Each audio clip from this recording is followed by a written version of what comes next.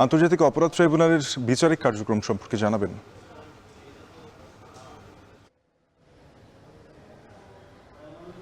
প্রথমেই জানিয়ে রাখতে চাই, জুলাই আগস্টের গত বছরের 5 আগস্টের চাংখারপুলে যে 6 জনকে হত্যার ঘটনা, সে হত্যার ঘটনায় 4 জনকে গ্রেফতার করা সম্ভব হয়েছে। সেই 4 জনকে আজকে আন্তর্জাতিক আদালত প্রাঙ্গণে নিয়ে আসার কথা রয়েছে। শাফিন, একটু জানিয়ে রাখতে চাই, সে 4 জনের মধ্যে শাহবাগ থানার সাবেক যে বরখাস্ত করা পরিদর্শক তিনি কিন্তু আছেন, আরশাদের কথা বলছিলেন। তাছাড়াও 3 জন কনস্টেবলকে গ্রেফতার করা সম্ভব হয়েছিল।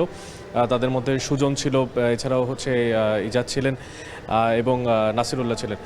তবে নাসিরুল এদের পাশাপাশি কিন্তু আরও 4 জনের নাম উল্লেখ আছে। আমি একটু সাম্প্রতিক যে ঘটনা প্রভাব, সেই ব্যাপারটা একটু বিস্তারিত বলেই আসলে যারা এখনও পলাতক আছেন তাদের ব্যাপারে বলতে চাই। সেটা হচ্ছে গত 3 জুন কিন্তু আন্তর্জাতিক অপরাধ ট্রাইব্যুনালে 4 জনকে হাজির করা হয় এবং 22 জন শুনানির জন্য দিন ধার্য করা হয় এবং বলা হয় যে 4 জন পলাতক আছেন তাদের বিরুদ্ধে পত্রিকায় বিজ্ঞপ্তি দেওয়ার জন্য, একটা বাংলা দৈনিক এবং পাশাপাশি একটা ইংরেজি দৈনিক, এই দুটো দৈনিকে পত্রিকায় বিজ্ঞাপন দেওয়া হবে এবং সে বিজ্ঞপ্তিতে বলা হবে যে তারা পলাতক রয়েছেন এবং তাদেরকে খোঁজার জন্য যে সমস্ত ব্যবস্থাগুলো, সেগুলো যাতে সাম্প্রতিক সমস্ত ব্যবস্থাগুলো গ্রহণ করা হয়।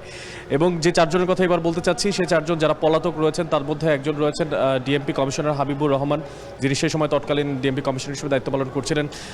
এছাড়াও যুগ্ম কমিশনার হিসেবে যিনি দায়িত্ব পালন করছিলেন তার নামও কিন্তু এখানে অন্তর্ভুক্ত আছে। এছাড়াও শাহবাগ থানার এডিসি, এছাড়াও পাশাপাশি হচ্ছে অ্যাসিস্ট্যান্ট কমিশনার, তারাও কিন্তু এই 4 জনের নাম কিন্তু এই মামলায় বলা আছে। টোটাল এই মামলাতে সংখ্যা হচ্ছে 8 জনের, যাদের মধ্যে 4 জনকে গ্রেফতার করা সম্ভব হয়েছে এবং সেই গ্রেফতার করার পরিপ্রেক্ষিতে 25শে মার্চের যেই আদালত গ্রহণ করেছিল সেই মামলার প্রেক্ষিতে তাদেরকে এখানে হাজির করা হবে এবং আজকে নিয়মিত যে শুনানি, সেই নিয়মিত শুনানিতে তারা অংশগ্রহণ করবেন।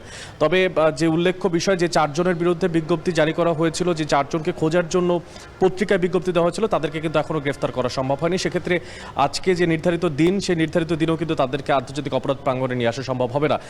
তবে একটু শাফিন, আপনার মাধ্যমে জানিয়ে রাখতে চাই, যখনই তাদেরকে নিয়ে আসা হবে আন্তর্জাতিক অপরাধ ট্রাইব্যুনাল এবং শুনানিতে যা জানানো হবে বিচারকদের থেকে, তা সবশেষ আপনাকে জানানোর চেষ্টা করার জন্য আমরা এখানে আছি।